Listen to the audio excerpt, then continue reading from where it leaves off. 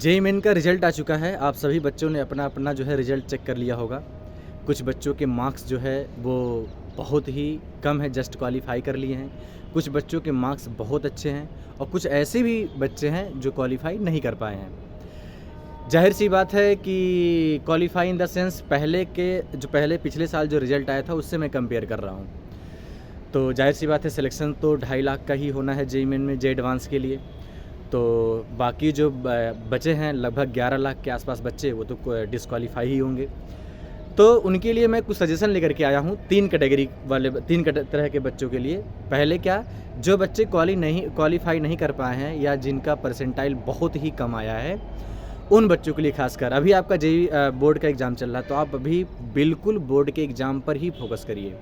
Board का exam बहुत ही अच्छा जाना चाहिए, क्योंकि कहीं भी आप जाएंगे इंजीनियरिंग कॉलेज में एडमिशन के लिए, खासकर एनआईटी हो या आईआईटी हो, तो उसमें 75% मार्क्स आपका होना बहुत ज़रूरी है, या फिर 20 परसेंटाइल में आपका आना ज़रूरी है।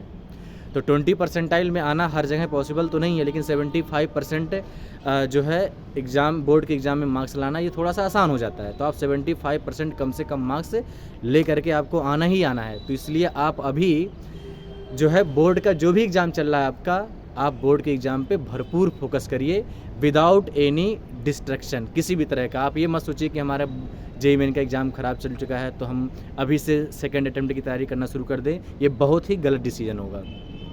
तो जो भी बच्चे जिसका नंबर ज़्यादा है या कम है या फेल हो चुके हैं, वो सारे के सारे बच्चे अभी सिर्फ़ और सिर्फ बोर्ड का एग्ज़ाम की तैयारी करेंगे। अब बोर्ड का एग्ज़ाम जब ख़त्म होता है, तो जिन बच्चों का मार्क्स बहुत कम है या जो जस्ट क्वालीफाई करने की स्टेज पे हैं, वो क्या करेंगे, सेकंड अटेम्प्ट की ज़बरदस्त तैयारी शुरू कर देंगे अपना। तैयारी कैसे करेंगे? तो तैयारी जो भी आपका जिस कोचिंग में आप पढ़ रहे हैं या फिर जिस तरीके से आप पढ़ रहे हैं, कोचिंग का जो भी गाइडेंस आप उसको फॉलो करिए खूब अच्छे से। और आप पीवाईक्यूज़ जो है कोशिश करिए लगाने का, जो जेईई मेन के पीवाईक्यूज़ हैं आप उसको कोशिश करिए लगाने का, और अभी का जो पैटर्न है उस पे कोशिश करिए क्वेश्चंस को लगाने का। तो ये हो गया आपका जिन बच्चों का थोड़ा सा नंबर कम आया है। जिस बच्चों का नंबर बहुत ज़्यादा आया है उनके लिए क्या करना होगा आपको? उनके लिए सबसे अच्छी उपाय यही है, सबसे अच्छी बात यही होगी कि जैसे ही उनका बोर्ड का एग्ज़ाम ख़त्म होता है, वो क्या करेंगे भाई? वो करेंगे सेकंड अटेम्प्ट और जे एडवांस की तैयारी करेंगे। ये नहीं कि आप सेकंड अटेम्प्ट के चक्कर में जे एडवांस का प्रिपरेशन आप छोड़ दिए हो, नहीं। अगर आपका मार्क्स अच्छा है, 98 परसेंटाइल 99 परसेंटाइल के आसपास है, तो आप जे एडवांस की तैयारी पूरा जो है झोंक दीजिए अपने आप को जे एडवांस के लिए, क्योंकि आपका 100% आपको एनआईटी का अच्छा कॉलेज मिलेगा। और अगर आप जे एडवांस की तैयारी अच्छे से करेंगे, इधर जो 2 महीने का 3 महीने का इंटरवल मिल रहा है आपको एडवांस की तैयारी करने के लिए, तो आप उसमें एडवांस भी अच्छा कर सकते हैं।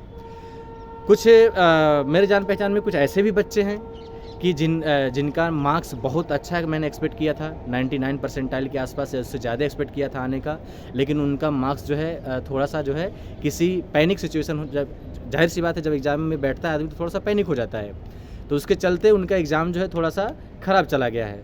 तो मैं उनको विश्वास दिलाता हूँ कि आपने एक बार एग्ज़ाम में बैठ कर के देख लिया है, तो आपको सब कुछ मालूम है कि क्या स्थिति दिमाग के साथ होती है एग्ज़ाम में बैठते वक्त, तो आप दोबारा वो गलती ना करें।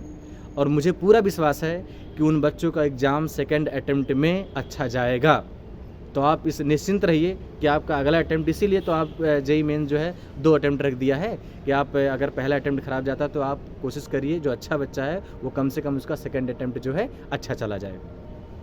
तो आप उन बच्चों का भी जो जिनकी तैयारी अच्छी है बट जेईई मेन में उनका नंबर अच्छा नहीं आ पाया है, तो वो साथ साथ में जैसे ही बोर्ड का एग्ज़ाम ख़त्म होता है वो साथ साथ में मेंस का भी, सेकंड अटेम्प्ट का भी और एडवांस दोनों का तैयारी साथ साथ में करेंगे। तो आज के लिए बस इतना ही। बहुत बहुत धन्यवाद।